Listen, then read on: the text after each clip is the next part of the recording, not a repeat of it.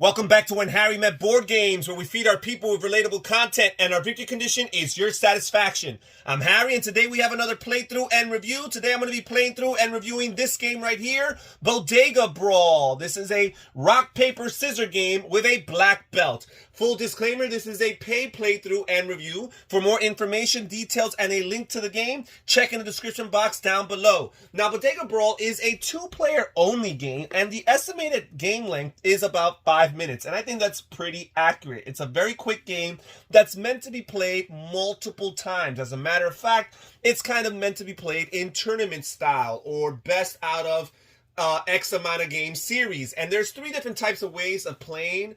You can play to see who is the winner of a match, and a match can either consist of 3 rounds, 5 rounds, or up to 7 rounds, depending on how long you want the match to be. And whoever won the most out of those rounds is going to be the winner of the game. So this is pretty much what the game consists of. We have this playmat here, which depicts a person's body divided into 3 different sections. You got their head, their body, and their legs.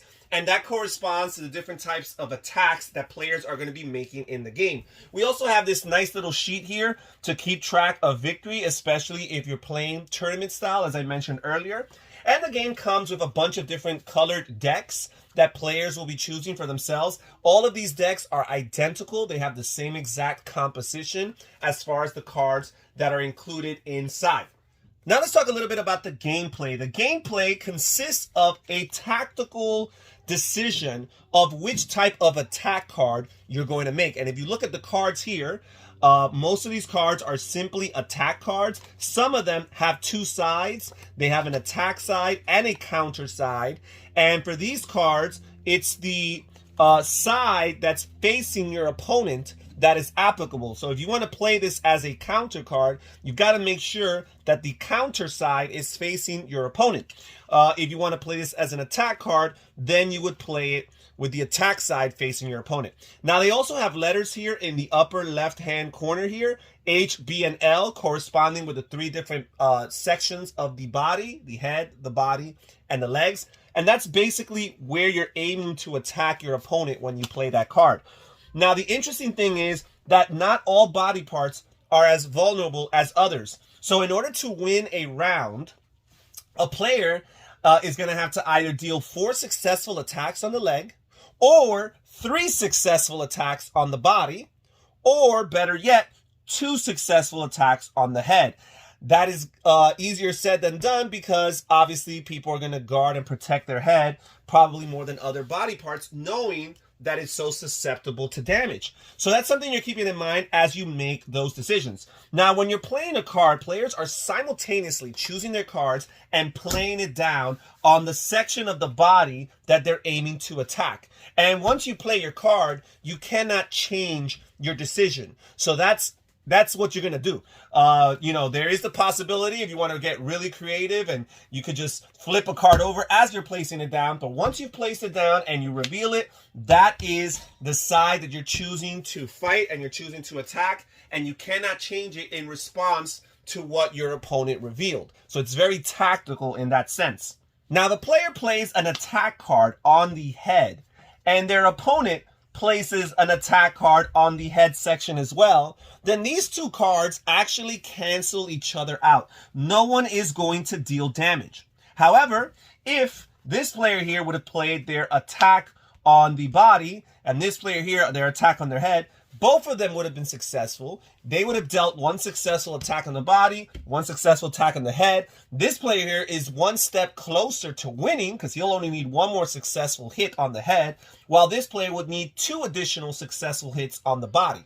Now, let's say this player here chose to place a counter on the head at the same time that the opponent played a attack on the head. Well, this counter basically flips things around, and instead of this player being the one who successfully dealt a damage to the head, it would have been this player right here. So you kind of want to anticipate your opponent's actions, and the game rewards you when you're successful at anticipating what your opponent is going to do.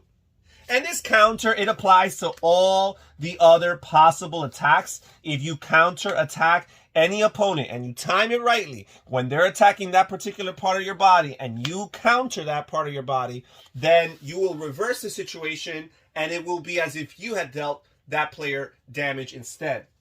Now, there is an advanced way of playing that includes these super attack and super encounter cards.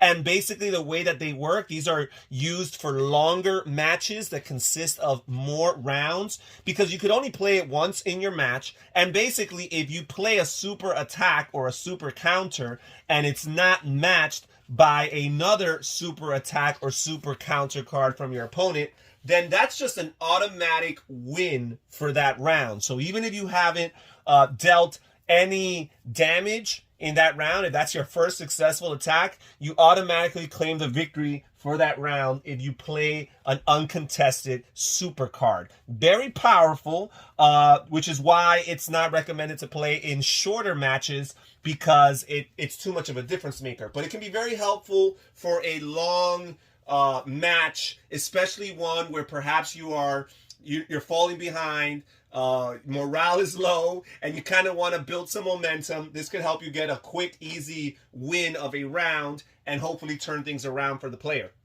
Now, the deck here is pretty small, which is why all the rounds are going to be played pretty quickly. In the event that the players run out of all their cards, then that actually means that that round was a draw, which may or may not lead to the entire match being a draw. Now, once a round is completed and players have indicated who is the winner of that round, players will move on to the next round in the match, and they'll be able to refresh their entire hand of cards, and they'll have a fresh, new, full hand of cards to work with. And that's pretty much the way that Bodega Brawl plays. This is a pretty fun, quick little game. If you like rock, paper, scissors style of games, this is a pretty good alternative. It's a very quick game for what it is. It gets the job done. Do not expect this to be a long, very thought out type of game. It's a very tactical, reactionary game. You're in the moment. It actually kind of feels like the theme itself, a brawl. In a brawl, you're not necessarily strategizing long term what you're going to do to your opponent. You're reacting and counteracting to whatever the opponent might be giving you at the moment. So it does kind of bring you into that spirit. Small, concise, few components, does not take up a lot of table space. 2-player only game that you can play several matches and still not consume too much time. So I give it a thumbs up. If you're interested in more information on this game, check in the description down below again for more information, details, and a website. And that's it for today's video. Thank you so much for joining us here when Harry met Board Games. This is Harry saying take care, everybody. Stay safe, stay healthy, and have fun gaming. Bye-bye.